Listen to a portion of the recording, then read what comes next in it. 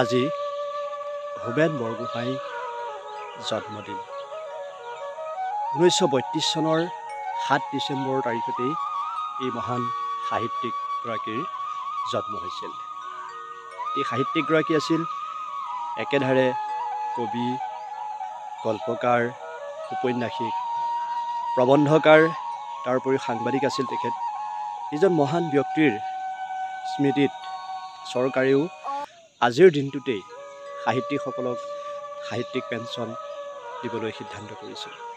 এই মহান ব্যক্তিগৰাকীক আমি কায়িকভাৱে নাপালেও তেখেতৰ সাহিত্যৰাজি আমি সদায় তেখেতক জীয়াই ৰাখিব লাগিব।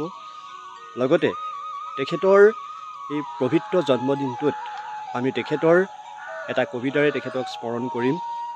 তাৰ উপৰিও তেখেতৰ যিবিলাক সাহিত্যৰাজি আছে তাৰ ভিতৰত আমি যদি ক'বলৈ বিচাৰোঁ, সুবালা, পিতাপুত্ৰ, হাউদৰ পুতেকে নাও মেলি যায়, হালধীয়া চৰায়ে বাওধান খায়, তান্ত্ৰিক, মোৰ সাংবাদিক জীৱন, আত্মানুসন্ধান, নিসংগতা, বিষণ্ণতা, মোৰ হৃদয় এক যুদ্ধক্ষেত্ৰ, এইবিলাক হ'ল তেখেতৰ সৃষ্টিৰাজি। আৰু পিতাপুত্ৰৰ বাবেই তেওঁ সাহিত্য একাডেমী বঁটা লাভ কৰিছিল। তাৰ উপৰি তেওঁ লাভ কৰিছিল অসম প্ৰকাশন পৰিষদৰ বঁটা, অসম উপত্যকাৰ বঁটাকে আদি কৰি বিভিন্ন বঁটা তেওঁ পাইছিল। তাৰ উপৰি তেওঁ বিভিন্ন কাকত আলোচনীৰ সম্পাদকৰ দায়িত্ব লৈছিল। অসমবাণীৰ সম্পাদকৰ দায়িত্ব আছিল, সূত্ৰধাৰ, নাগৰিক, সাপ্তাহিক নীলাচল, আমাৰ অসমকে আদি কৰি বহুকেইখন কাকতত তেওঁ সম্পাদকৰ দায়িত্ব লৈছিল। এই মহান ব্যক্তিগৰাকীৰ কবিতা পুথি আমি যদি কওঁ, হৈমন্ত্ৰী, এই হৈমন্ত্ৰী আছিল তেখেতৰ কবিতা পুথি।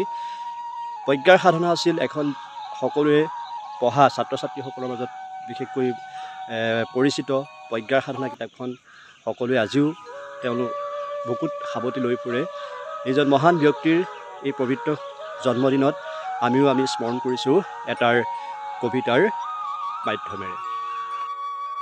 হোমেন বৰগোহাঁইৰ এটি কবিতা, ৰাতি। মোৰ চেতনাৰ এই অন্ধ বিশাল নদীৰ ঘাটে ঘাটে ফুল হৈ ফুলি ৰোৱা তেজীমলা, তোমাৰ সন্ধ্যাৰ সেই ব্যন্ধ বাসনাৰ নিম্ৰেখ আকুতি। ৰাতিৰ বুকুত হাই জাগে নেকি কোনো এক নাৰীৰ হৃদয়,